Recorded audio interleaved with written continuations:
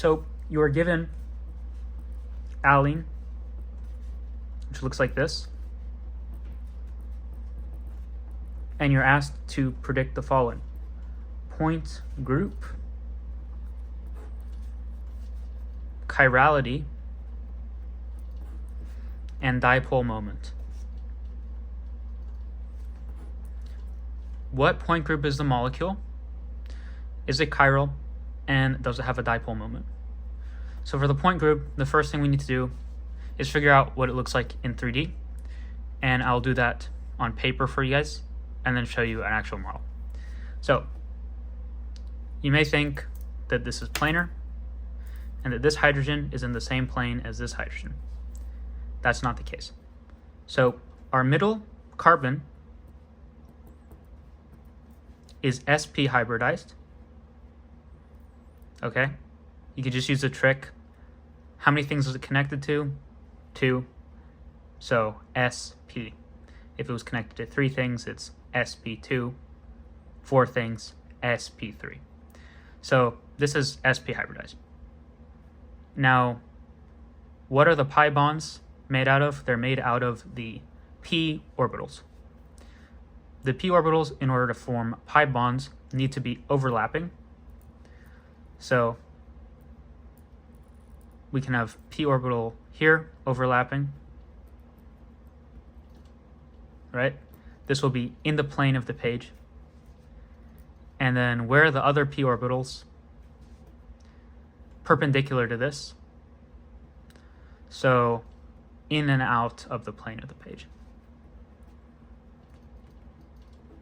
So we have this pi bond. So you have pi overlap here in the plane between carbon 1 and 2, and pi overlap in front and in the back of the plane between carbon 2 and 3. You could draw it the exact opposite way, but the main point is this in plane from carbon 2, this in plane p orbital is interacting with the in plane p orbital from carbon 1, and so it's not interacting with the in plane p orbital from carbon 3. It's interacting with the in front and back one, because that's what's there. That's just the orbital shapes. So what does that mean?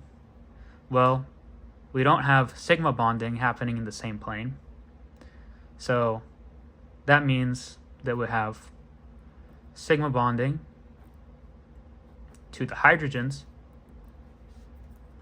on carbon 1 in the front and back of the page, and on carbon 3, since we have the pi bonding happening in the front and back on page, we have the hydrogens in the plane. So they're 90 degrees apart. So let's use the point group flowchart to determine the point group of Allene. So here I have a model built right here. You can see that these hydrogens are perpendicular to each other, and it might be helpful if you look at it kind of like this. Actually, if we draw it, we could kind of draw it as like a plus shape, right? So these two hydrogens are coming out of the front and they're like up, and these ones in the back are perpendicular to it, right? So the first thing is, so let's use the flowchart. So start, is a molecule linear? Well, the molecule is definitely not linear, because if you're wondering what makes it linear, well, you can just look here, and the linear ones have an infinite rotation axis. So what that means is I could rotate it any tiny amount and it will look the same. So it's not linear. So does it have 2 or more Cn axes with n is greater than 2? Well, if we look at this, the highest rotation axis is C2. So it doesn't have any with n greater than 2. So no. Does it have a Cn axis though? Yeah, we have C2 axes. So the first one is, if you look at this shape drawn right here, you can rotate it around 180 degrees. So like, if I take this structure and I rotate it along this axis, 180 degrees, it looks exactly the same, right? Rotate it, I'll show you from the other side, it looks the same. So we have C2 axis. And are there n C2 axes perpendicular to the main C2 axis? So this is our principal C2 axis. And can you see any C2 axes perpendicular? It may be a little bit hard to see, but we do have some that basically go through this main carbon. So let me draw right here our main axis.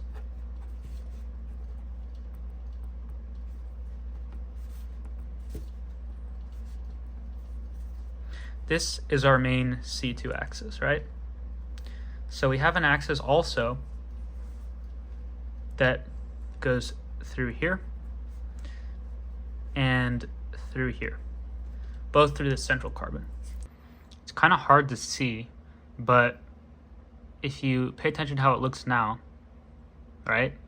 And now I'm going to rotate it like this, and it looks the same. And you can do the same the other way. So if you don't see it, I'll link an interactive chart in the description. But effectively, we have our main axis through here, and then we have one that goes perpendicular to it like this way and this way. So there are two C2 axes perpendicular to the principal axis. So that means that we go to the D groups. Now, is there a horizontal mirror plane? Remember, the horizontal mirror plane means you hold it so the principal axis is going up like this, and then the mirror plane would be horizontal like this. And as you can see, there's not, because if we were to flip it like this, it would end up looking like this, where these are sticking out the wrong direction. So there is no horizontal mirror plane, so it's not D2H. Now, are there dihedral mirror planes? Dihedral mirror plane is a mirror plane that goes through the bond like this. So we do have that. As you can see, if we take, if we were to cut the molecule in half like this and flip it, then it will be the same. It's a mirror plane like that. And you can do the same thing here. It's the same. So there are two dihedral mirror planes. So the molecule point group is D2d. So let's ask, is this molecule chiral? Well, you may think there's no inversion center, right? Because if we put it inversion center through the middle, the only place where, you know, it would reasonably go anyways, and we flip it, this one, this hydrogen, will effectively end up here, which means that we rotated the molecule. It's not the same. And we don't have a sigma through here because these will end up perpendicular to these. These hydrogens will end up perpendicular to these. So you may think, oh, there's no there's no main like sigma H, and there is no inversion center. This molecule is chiral. But we already saw that we do have sigma mirror planes. So technically that's all we need for it to be achiral. We don't need to have a sigma horizontal plane. Another way you could do it if you just want to draw it on paper easier is if you draw the actual molecule, right?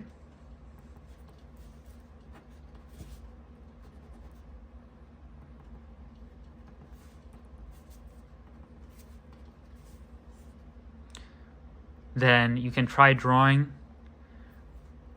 your mirror plane right here and try to reflect it over.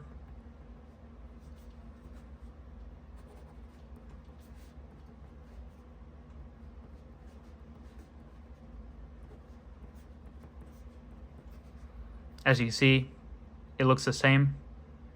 So this molecule is in fact achiral, not chiral.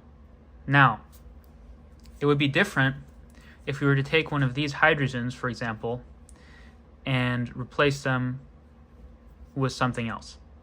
So let's say we replace this hydrogen with something here, and this hydrogen, so this hydrogen is now a circle, this hydrogen is a square. Right? Now we flip it.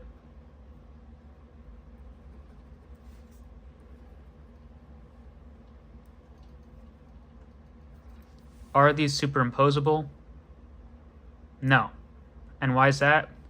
Because when we rotate this way, this square will be in the back. This square will be where this hydrogen is, and the circle will be in the front. So the mirror images are non-superimposable. If they're all hydrogens, like we saw before I covered them up, it is superimposable. So if you have different things here, then yeah, it is. If you have different things on one side, then it is chiral. If you just have hydrogens, it's D2d, it's achiral.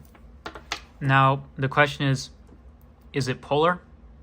Well, in order for a molecule to have a dipole moment, we need to either have C1, Cn, or CNV symmetry.